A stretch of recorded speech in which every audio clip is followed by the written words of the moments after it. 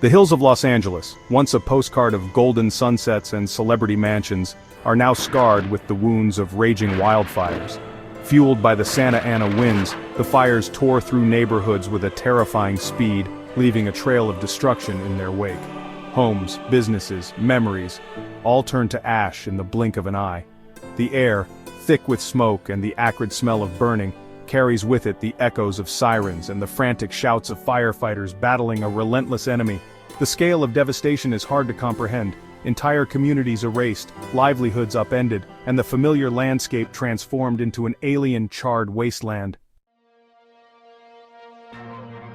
Amidst the charred remains and the overwhelming statistics, it's the human stories that cut the deepest. We meet Darren Hurwitz, who watched in disbelief as the flames consumed his neighborhood, his life's work reduced to rubble in a matter of hours. A local veterinarian, her clinic overflowing with displaced pets, works tirelessly, her heart heavy with the knowledge that many beloved animals remain missing. These are the faces of the wildfire crisis, the everyday heroes and the heartbroken victims, their lives irrevocably altered by the fury of nature's wrath. As the flames continued to rage, consuming acres of land and displacing thousands, a strange dichotomy played out on the national stage. While firefighters risked their lives battling the inferno, another kind of firestorm was brewing in the legal system, this one centered around former President Donald Trump. The juxtaposition is stark, almost satirical. On one hand, immediate tangible loss, homes, businesses, lives upended. On the other, a world of legal maneuvering, delays, and appeals, a world seemingly detached from the urgent realities facing those fleeing for their lives. Trump, never one to shy away from a legal battle, has been busy filing motions, appealing rulings, and generally keeping his legal team on speed dial. His latest move? A request to the Supreme Court to halt a hush money case in New York. The details of the case, while undoubtedly significant, feel strangely abstract against the backdrop of the unfolding disaster in California. As lawyers spar over legal technicalities, families are left sifting through the ashes of their lives wondering how they'll rebuild. Section 5. Irony ablaze disconnected realities. The irony is almost too much to bear. A nation captivated by the legal woes of a former president while a very real and present danger threatens the lives and livelihoods of its citizens. It's a stark reminder of the disconnect that can exist between the halls of power and the realities of everyday life. The absurdity is amplified by the fact that Trump, a man who once dismissed climate change as a hoax, now finds himself at the center of a news cycle dominated by a natural disaster fueled in part by the very environmental factors he so readily ignored.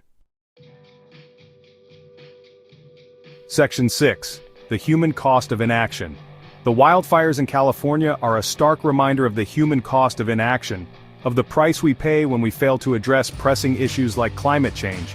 They are a wake-up call, a reminder that the consequences of our choices are not abstract concepts, but real-world events that impact real people's lives. While the legal battles and political maneuvering may dominate the headlines, it's important to remember the human faces behind the stories, the families displaced, the lives lost, and the communities forever changed by these devastating fires. Section 7. From wildfires to courtrooms, a tale of two Americas. The juxtaposition of the wildfires and Trump's legal battles highlights a deeper truth about America in 2025. A nation divided, not just by political ideologies but by the very realities we choose to acknowledge. There's an America grappling with immediate life-altering crises, and there's an America seemingly obsessed with the legal dramas of a bygone era. The challenge, then, is to bridge this divide, to find a way to address both the immediate crises and the systemic issues that continue to plague our nation. Section 8. Finding hope amidst the ruins. Even in the face of such devastation, there are glimmers of hope. Stories of courage and resilience emerge from the ashes. Neighbors helping neighbors, strangers offering comfort and support, communities coming together to rebuild what was lost. These acts of kindness and compassion remind us that even in the darkest of times, the human spirit endures, capable of extraordinary resilience and love. Section 9. A call for perspective and unity. As the smoke clears and the legal battles rage on, we are left with a sense of urgency and a need for perspective. The wildfires in California, a stark reminder of the fragility of life and the interconnectedness of our world, should serve as a call to action. We must bridge the divides that separate us, find common ground, and work together to create a future where the well-being of our planet and its people takes precedence over political posturing and legal maneuvering.